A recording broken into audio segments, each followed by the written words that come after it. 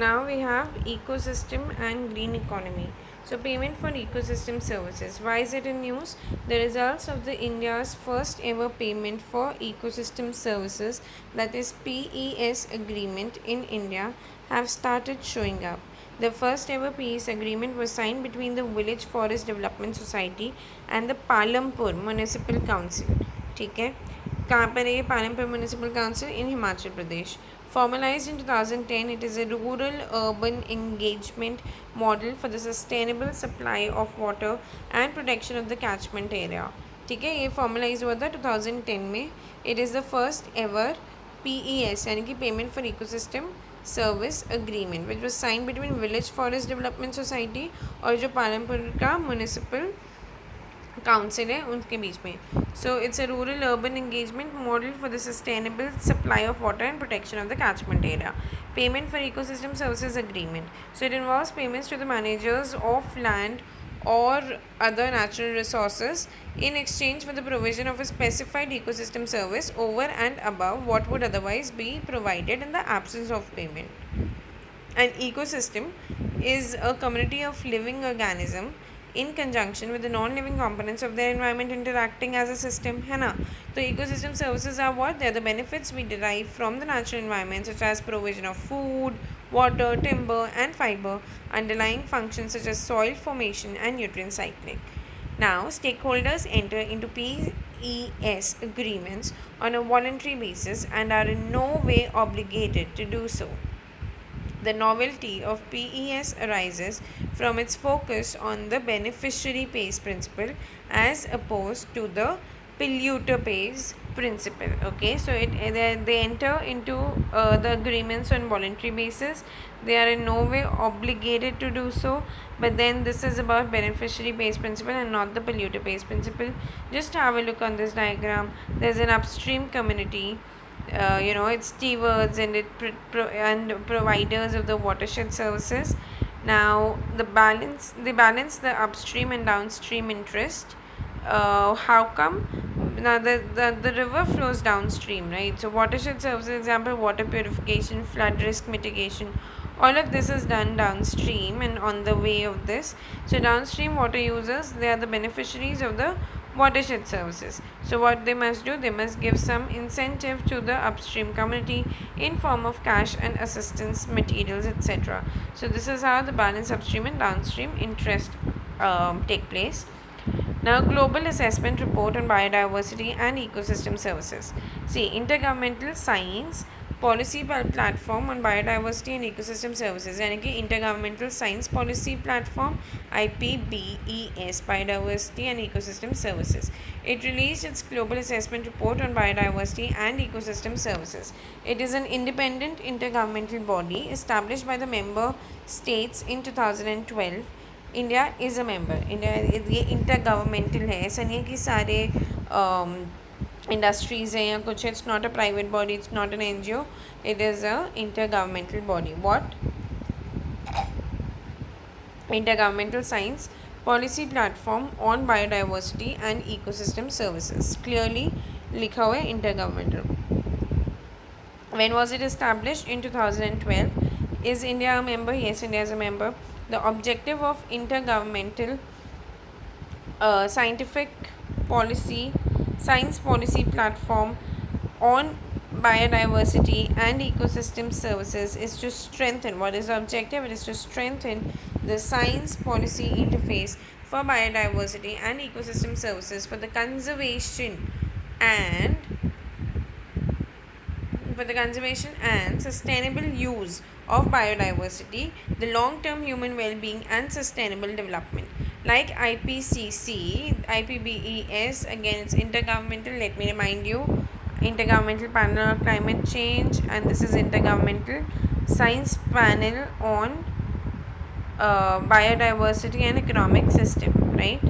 It does not produce any new science, it only evaluates the existing scientific knowledge to make the assessments and the projections. Okay, now it's a first of its kind report which is released by the IPBES, which is being hailed as the most comprehensive scientific evaluation ever made of the state of our nature and gives a detailed account of the health of the species that inhabit this earth. According to the report, the rate of global change in nature during the past 50 years is unprecedented in human history. The direct drivers of change in nature with the largest global impact have been, starting with those with the most impact: number 1, the changes in the land and the sea use; number 2, direct exploitation of organisms; number 3, climate change; 4, pollution; and 5, the invasion of alien species. So changes in the climate. Now this might be asked. So please remember the direct drivers of change in nature with the largest global impact, right? There's a rate of global change in the nature is there. So in the past 50 years, it's unprecedented in human history. Now whatever the change is happening, it is due to certain reasons. Now the reason most responsible is the changes in the land and the sea use. Second will be the direct exploitation of organisms, whatever we are doing. Then climate change, then pollution, and finally the invasion by alien species. Now it says that 75% of the earth, I don't know why this happens.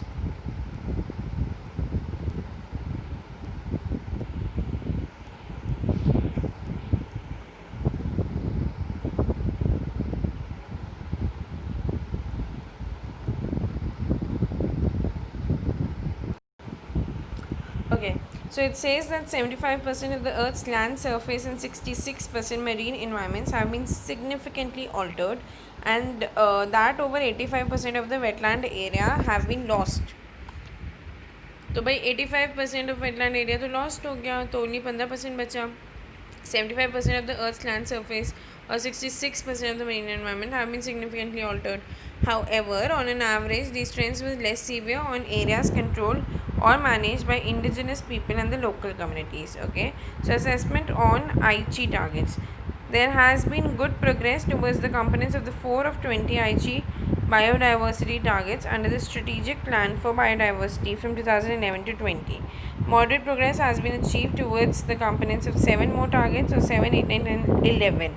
Up 6, for 6 there is poor progress that have been made towards all. So for 6 others, poor progress has been made towards all components. Now what were the Aichi biodiversity targets? Okay. See, a set of 20 global targets under the Strategic Plan for Biodiversity 2011 to 2020. They are grouped under 5 strategic goals. मतलब 20 target है और 5 goal हैं, ठीक है? Address the underlying cause of biodiversity loss by mainstreaming biodiversity across the government and the society. Reduce the direct pressures on biodiversity and promote sustainable use. ठीक है? तो पहले underlying causes जो है उनको आप आइडेंटिफाई करो, एड्रेस करो. फिर reduce the direct pressures on the biodiversity and promote the sustainable use. फिर करो improve the status of the biodiversity by safeguarding ecosystem, species and genetic diversity.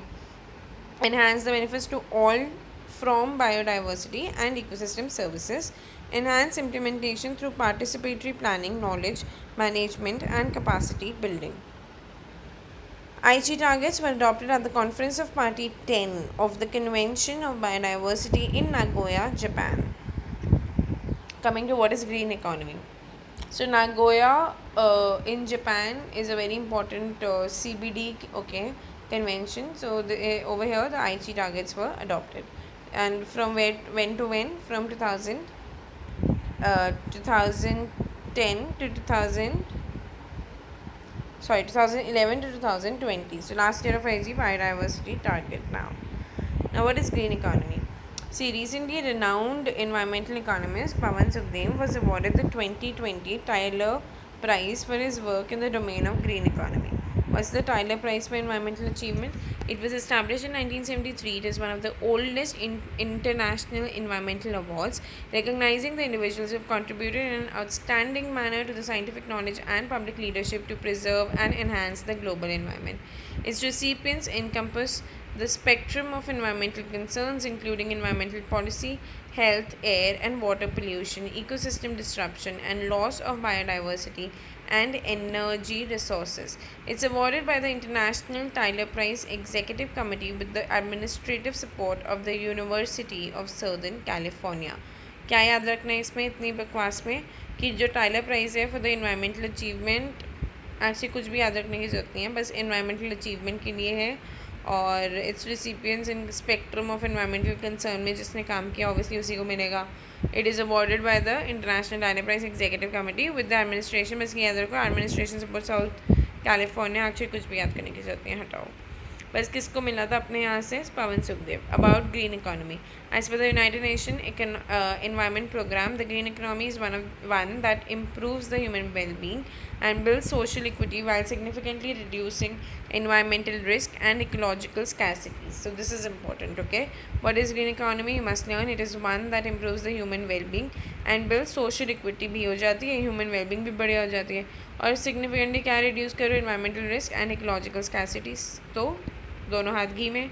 It has emerged as an alternative to today's dominant economic model, which exacerbates inequalities, encourages waste, triggers resource scarcities, and generates widespread threats to the environment and the human health. It aims to transition to an economy that is low carbon, resource efficient, and socially inclusive.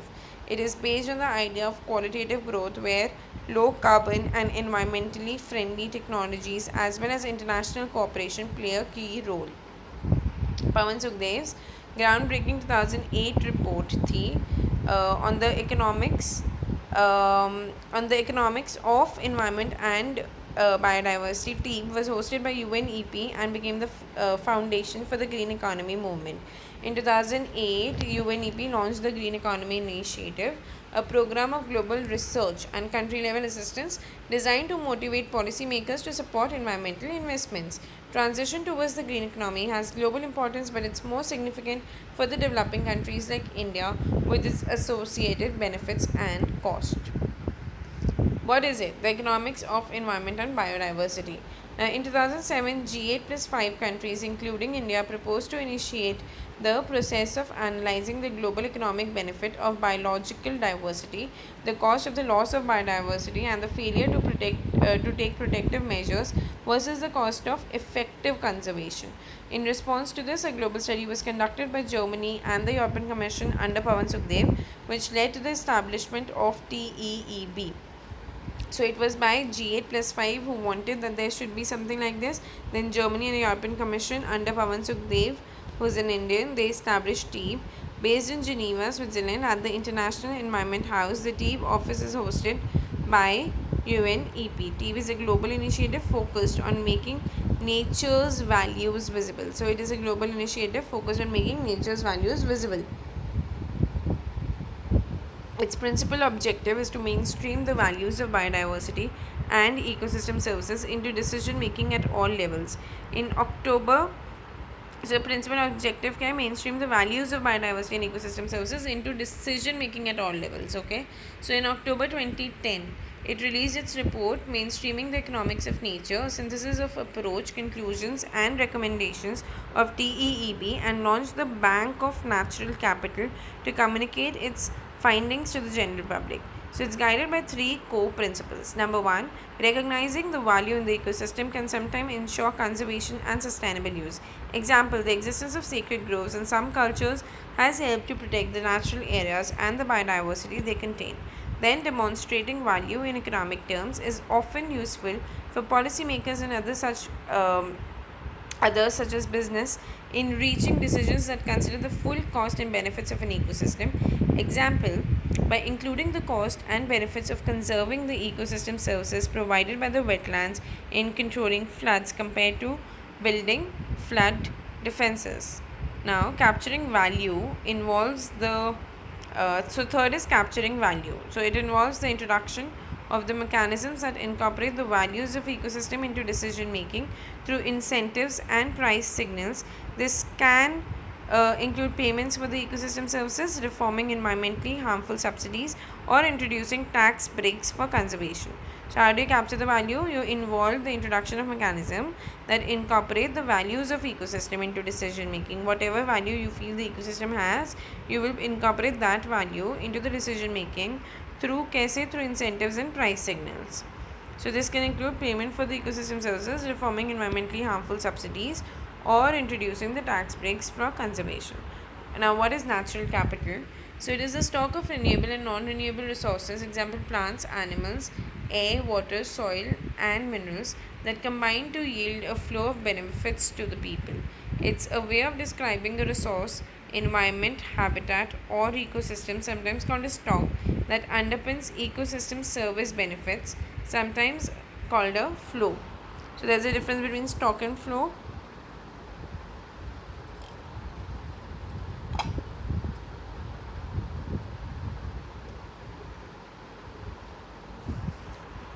Example, a pollinator habitat can be thought of as a natural capital, as are the pollinating insects themselves. Okay.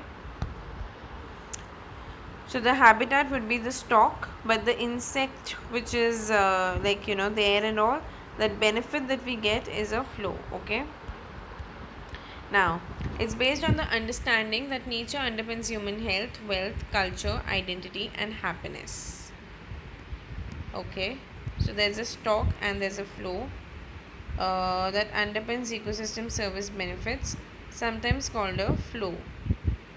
Okay, the benefit would be a flow, that pollination happened, that's the flow. Okay, and the fact that ecosystem is there and all, that's the stock. Okay. Now, a natural capital approach works to illuminate this value and helps decision makers to understand the complex ways in which natural, social, and economic systems interact, impact, and depend upon one another. You see, this is a natural capital, and there are impacts and dependency. There are cost and benefits and risk and opportunities. Now, Global Futures Report. Who released the Global Futures Report? It was, first of all, Global Futures assessing the global economic impacts of environmental change to support the policy making. It was released jointly by the World Wildlife Fund for Nature, the Worldwide Fund for Nature, the Global Trade Analysis Project, and the Natural Capital Project. Okay? So it has released the Global Futures Report. Please remember the Global Futures Report.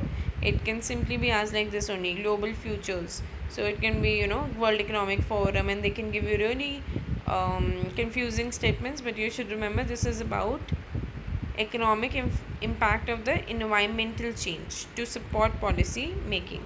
So it was recently released jointly by the Global Trade Analysis Project, okay, and Natural Capital Project, and Worldwide Fund for Nature. About the report.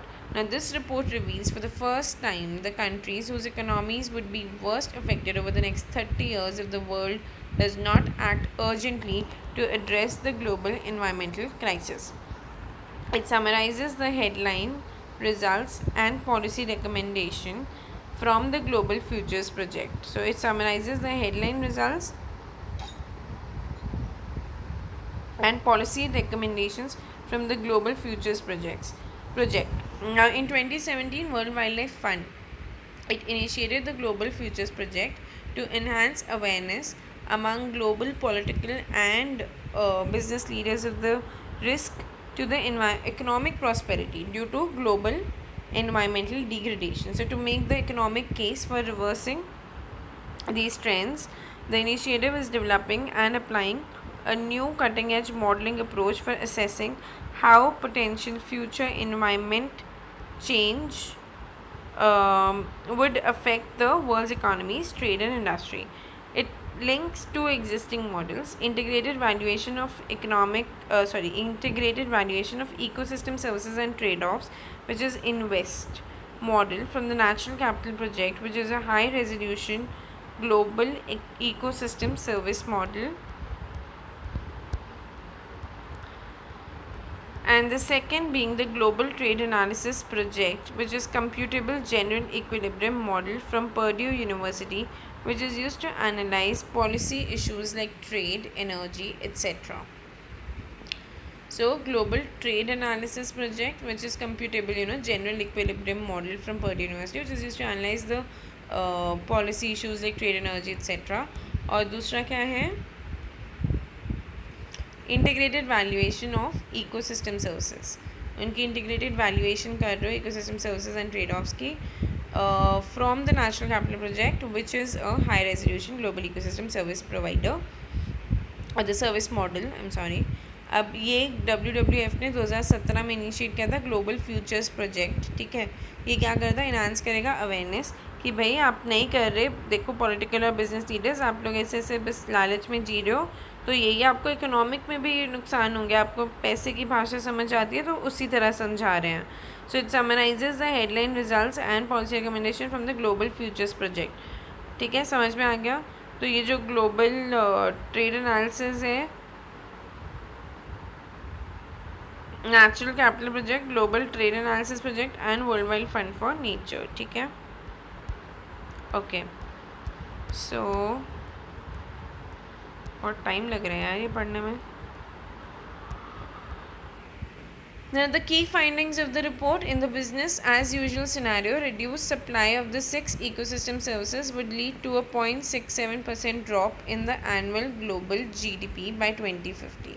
तो अगर business as usual जो कर रहे हो, reduce supply of the 6 ecosystem services would lead to a 0.67% drop in the annual global GDP by 2050. So the sustainable pathway scenario which pursues the sustainability goals will by 2050 result in GDP losses of only 0.18%, and that is $129 billion per year. Now coming to lakes, wetlands and coastal areas. Environmental and social management framework. Why was it in news? Environmental and social management framework. Recently, Ministry of Environment, Forest and Climate Change released the environmental and social management framework in public domain. You see the background. The draft environmental and social management framework is a part of the World Bank funded project which was named ENCORE, that is enhancing coastal and ocean resource efficiency program. Enhancing coastal and ocean resource efficiency program, which aims to strengthen integrated coastal zone management in all coastal states and union territories of India. So not in some, but all coastal states and union territories of India. The ESMF, that is the, what is ESMF? The Environmental and Social Management Framework, has been prepared with an objective to manage the social and environment impacts through appropriate measures during the planning, design, construction and operation of various sub-projects of ENCORE.